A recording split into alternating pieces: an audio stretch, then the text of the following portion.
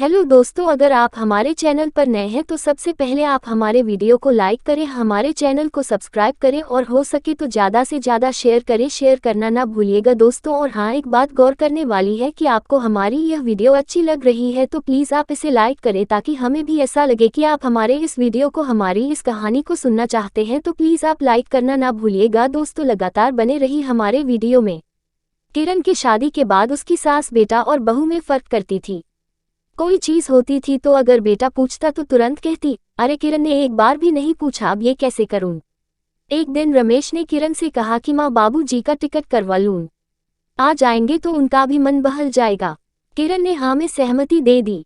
शाम को रमेश ऑफिस से आया तो बाबूजी को फोन लगाया। हेलो बाबूजी, प्रणाम, कैसे हैं? सोच रहा हूँ आप लोगों का टिकट करा दूं। आइए कुछ दिन रहिए यहाँ, थोड़ा आप लोगों का भी मन बहल जाएगा और हम लोगों को भी अच्छा लगेगा। बाबूजी ने बोला, अरे बेटवा, बहू का क्या इरादा है? उसने तो कभी नहीं कहा, जब वो बुलाएगी तभी आएंगे।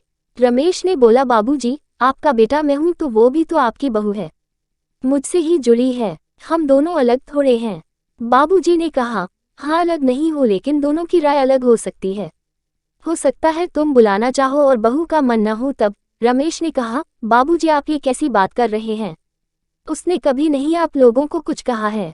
आप दोनों का सम्मान भी बहुत करती है, जितना कि मैंने देखा है। बाबूजी ने कहा, हाँ बेटा, किरण के समर्पण में कोई कमी नहीं है। जहाँ भी रहती है हर जगह माहौल के हिसाब से ढल जाती है। तो बाबूजी आपको फिर किस बात की कमी नजर आ रही है? ठीक है, अगर किरण के बुलाने पर आएंगे तो मैं बोल देता हूँ। किरण से वही बुला ले भाई, इतना कहकर फोन काट दिया। किरण ने पूछा, क्या हुआ या इतना उदास क्यों हो? अरे हम और आप बटे थोड़े हैं, हम दोनों एक ही तो हैं, बस सोच का फर्क है। अगर बाबूजी चाहते हैं कि हम ही बुलाए तो आप रहने दीजिए, हम ही आज के बाद से बुलाएंगे। इतना कहकर ससुर जी को फोन लगाए, आशीर्वाद लेकर अपने यहाँ आने का प्रस्ताव रखा। दोनों लोग तैयार हो गए। रमेश ने टिकट कर दिया, दोनों लोग ट्रेन में बैठ गए। किरण ने कहा कि आप रहने दीजिए, बाबूजी को हम ही लेने जाएंगे। फिर से कहीं ये विचार न आ जाए कि बहू नहीं आई लेने, इसलिए हमें ही जाने दीजिए, मेड आएगी तो काम करवा लीजिएगा।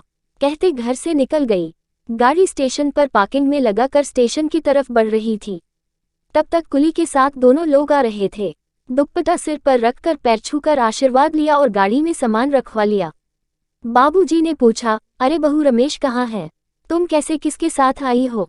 बाबूजी, हमने सोचा कि कहीं फिर न आप कह दे कि बहू तो लेने भी नहीं आई, तो कैसे घर जाऊं, इसलिए आपके बेटे को हमने घर पर बैठा दिया और आपको लेने के लिए खुद निकल गई। आगे सीट पर सासू माँ और पीछे की सीट पर सामान और ससुर जी बैठ गए। घर की तरफ गाड़ी तेज रफ्तार में निकल ली। 25 मिनट लगा, घर आ गई। घर आने के बाद सब चाय नाश्ता लिए और फिर स्नान करके पूजा पाठ करके खाना खाए। शाम का समय हुआ। ड्राइंग टेबल पर फ्रूट लगा था, लेकिन बहू का इंतजार होता था। बस किरण लाकर दे तो ठीक है, अन्यथा खुद से कोई काम या कोई चीज नहीं लेते थे।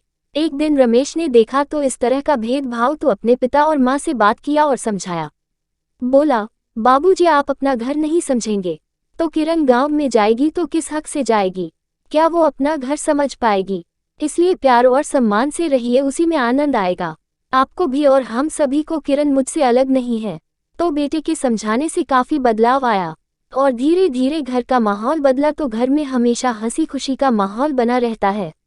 ऐसे ही सास ससुर बहू बेटों में भेदभाव करके लड़ाई करवा देते हैं, ताना देते हैं और तब तक परेशान करते हैं जब तक बहू उलट के जवाब न दे बाद में कहेंगे पराए घर से आई है, मुंह की तेज है। बहू को तेज सास ससुर ही बनाते हैं अपनी हरकतों से। कोई भी बहू अपने मायके से तेज होकर नहीं आती है, सास ससुर नंद का ताना सुनकर ही तेज हो जाती है।